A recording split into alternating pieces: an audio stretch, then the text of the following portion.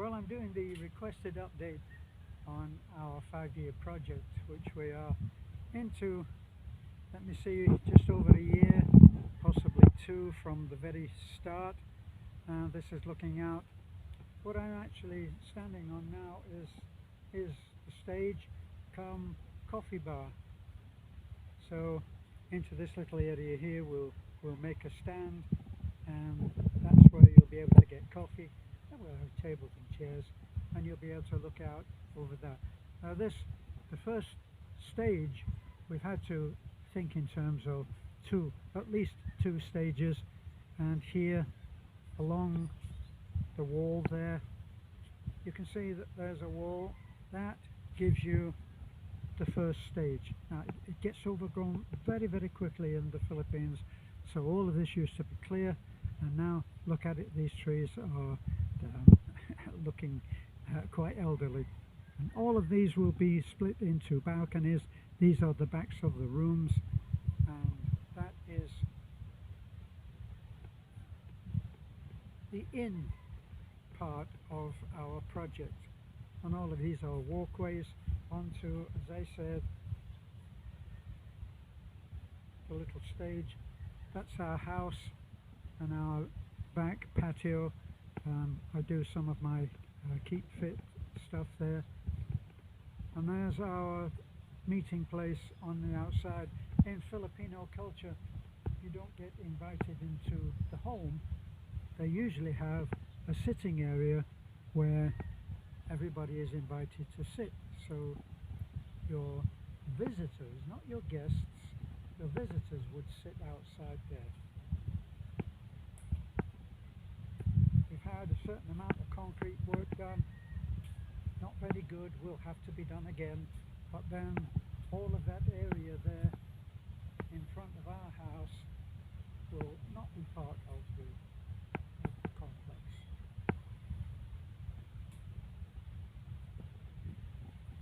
So here you can see that the belief of you can't have too many windows is very much in play. In fact, as an artist, you certainly can have too many windows, because it means that you've been robbed of your wall. There's no wall space to hang artwork, which is very important. Now this is the outside area would be a seating area which you can sit. Of course, this will all be landscaped and a driveway, and will be nice to look at. Okay, we've got all of these lights which cast a very nice light onto here, and that would all of these would then have a nice shrub, young tree growth. I'm not a gardener.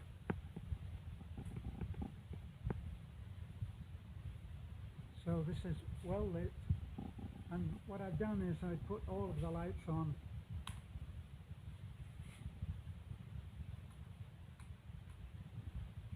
I put all of the lights on. Okay, so that you could see. Now this would also be a seating area too. This is our reception as we come through. So we've gone very much overboard, overkill on how we built this, and all of the walls are all reinforced concrete underneath. As you can see, that would be a support pillar, and inside this pillar you've got rebar, which is made up into a four square cage, and it goes down into the foundation. The foundation runs along to another support, and it's tied in by, if you want to think of it as a support pillar laid down and tied into every other support pillar, going along the top and down and going along the bottom. And that is in every wall, and between every support. So the supports are going through pillar to pillar and along, down, underneath. And everywhere you see a pillar, It goes over and under, and that's our best attempt at being prepared for earthquakes and a prayer as well. So this is an area which is designated for a kitchen. So you can see it's prepped there for a sink, and then a seated area here, and this will be where people can come from their room. They're not trapped in their room. There's this area here. Someone said the hall is too big. It's not a hall, it's a gathering area where there will be seating. There will be seat couches and easy chairs, and probably TV on the room.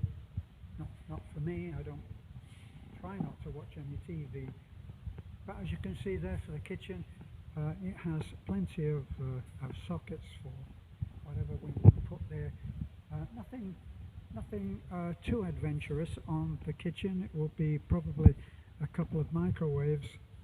This is toilets that are coming, which are ready for going in. As I said, I put the lights on everywhere so that you can see the lights on. It's not one of those things where the lights will be on all the time. Someone said, "Oh, you'll get a terrible bill for all of those lights." All of the lights are not on all of the time. So this shows you what would be the choices that we would be able to have if we were to look. If I show you some of these here, the lights going off.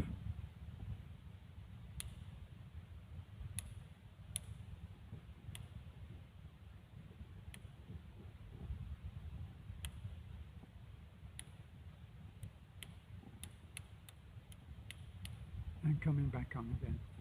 So you'll be able to choose. We went overboard on all of the structural. We also went overkill on all of the electrics.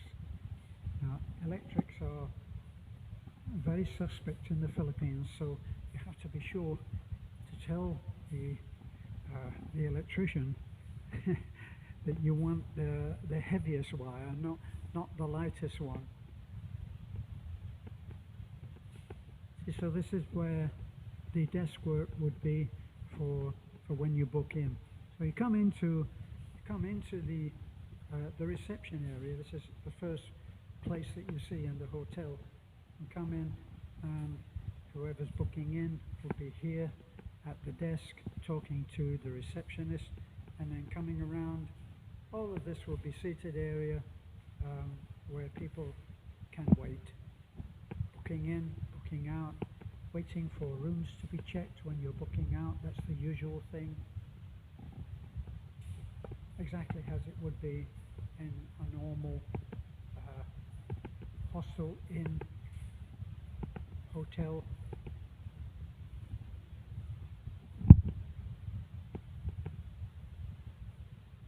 And as I said, the rooms are very spacious. There's a balcony outside which extends. This is the smallest balcony actually. The others are quite big. But you can see that the room is actually quite big. It would be good for a family. And of course, it wouldn't be stark white. The interior design work is yet to come. Here, all of it in the finishing stages. It goes up into the roof. Once again, plenty of overkill on the electrics, plenty of outlets where we got 1, 2, 3, 4, 5, 6, 7 outlets. So plenty of everything that you need. We stayed in a very, very nice hotel, but actually it's down to about 2 outlets. Outlets here as well, of course, and all along you could come out here. Kids could charge their phones, could they? Now this is I actually brought this key so we could look in this room. This again, this is along with the room that we just seen. These are the smallest rooms, and even they are much bigger than you would normally get in a hotel. And work in progress for the bathroom, but even the bathroom is pretty spacious. What we found from our experience with taking a load of kids from our education support program, we've taken them. I remember that for one of my birthdays we invited 20 or 25, you'll find it on YouTube, and we took them and we went to a resort and treated them there. And having a large bathroom is very handy if there are lots of kids around. So the lights are on. This has one of the biggest balconies outside, but this is a very spacious room. This will be a family room.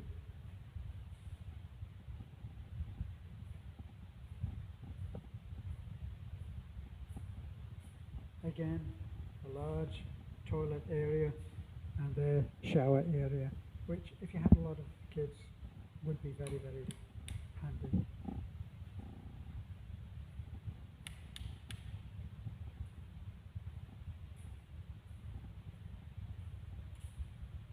This is the public toilet, so if somebody is waiting to check in the bathroom, or they're checking out and they've left their room, they will be able to come here. This is one of the bigger rooms, very big room, and the big windows, again, it's gone on the idea that you can't have too many windows, and in this case probably it's a good idea, because as you look out there, that will be the leisure area with a pool and the small cottages. In the Philippines they call them cottages, a little area with seated and a table, a kind of a mini picnic area, and there are many of them. Once again, electrics, loads and loads of outlets for TV, and in the corners where a desk would probably be for a computer setup, lots.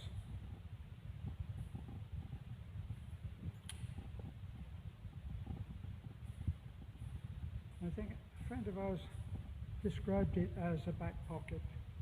I think he said it was a back pocket project, which means that everything is paid in cash. So here, this is a little catastrophe that's happened since I was looking. There was one tile that fell off the wall, and now it's been joined by two other tiles that have fallen off the wall. The adhesive has not been quite what it should have been. So that's a job to be done.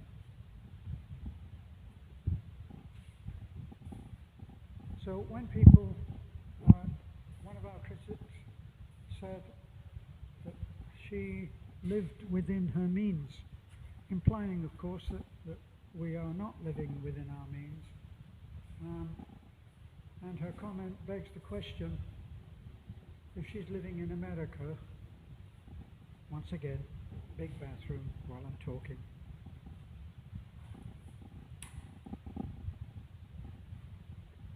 This obviously is a suite, but initially, while we're getting other parts of the hotel fixed, this we will be using as a workshop.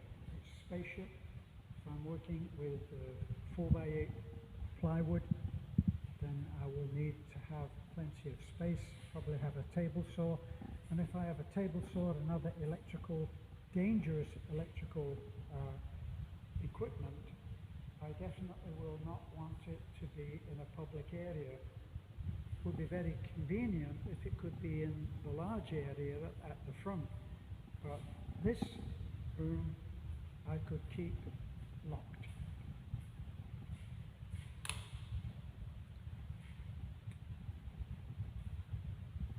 So back to how we've done this, or are doing this.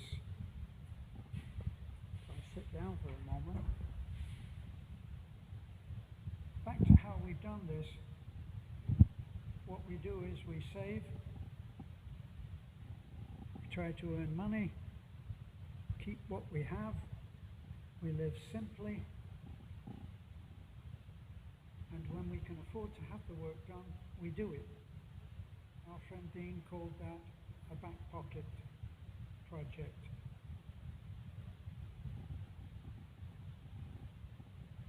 But we try to do it nice when the color goes in. Right now it's all white. There's no furniture in it. There's no warmth in it. Even the doors. Even the doors. That door is closed. Okay. Turn the light on. So our situation is that while we have taken on a project that is possibly bigger than most people would want to have taken on, we haven't gone the American way, or the British way, which would be to borrow a great deal of money with the property as collateral, and then possibly get to the point where we couldn't go any further, and we had planned, when you go the route of borrowing a great deal of money so that you can get the thing finished quickly, the danger is that you might find that it doesn't get finished as quickly as you would like. And if you have worked in, if you calculated in that you will be getting income from the project, and you think that it will only take 6 months, and there you are 9 months later, and you still haven't finished, and it's still not bringing in income, then in fact you will be in the situation that a lot of people find themselves, losing the property. So you're losing what you have put everything into. Right now, we are at standstill. We're waiting for the next input of money that we're saving up to provide for people to be able to do the work, and we are okay. One of the things that I said, we were highly criticized, of course, for buying a Ford Raptor, which is a very expensive truck. It's not actually as expensive as people in America think, because it's not quite half price here. In America, this truck will cost around $80,000. Here, it's half that price. And it's difficult, apparently, to get a Raptor in America. Strange, isn't it? It's an American truck. Anyway, we are safe, we are secure. We can continue to live in our nice house, and we can do it without fear of losing what we've invested our lives, our time, our money in. Right, yesterday was another visit to the engineer's office in the city, in Taliban that is, and we have to sign the next phase of permits. Here it's all different, but when in Rome you do what the Romans do, and that's what we've done here. So this has been probably a little bit longer than you might have expected as an update, but that's what was asked for. So if you think you have friends who would enjoy seeing this, then please do share, but like, comment, and subscribe. and it will help us a great deal, because our other focus is our charity work, in which we help people who are less fortunate than us. Thank you for watching. Bye for now.